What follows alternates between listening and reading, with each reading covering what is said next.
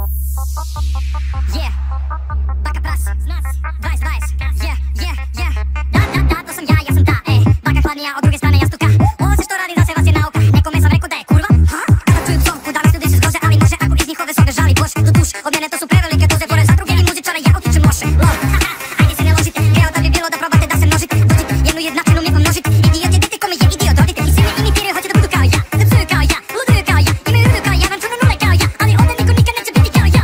Zavozim dva ponija, u danu milke dobijam, u stanu riba gomila, u svemu oči bolji sam. Zavozim dva ponija, u danu milke dobijam, u stanu riba gomila, u svemu oči bolji sam. Što radim je lako, zovite me Agit Easy, pizdi, jer niko nema stasi su mi isti, vidi, ja uvek kažem šta mislim, ko vas jebe, jak sam kao da sam baka Grizzly.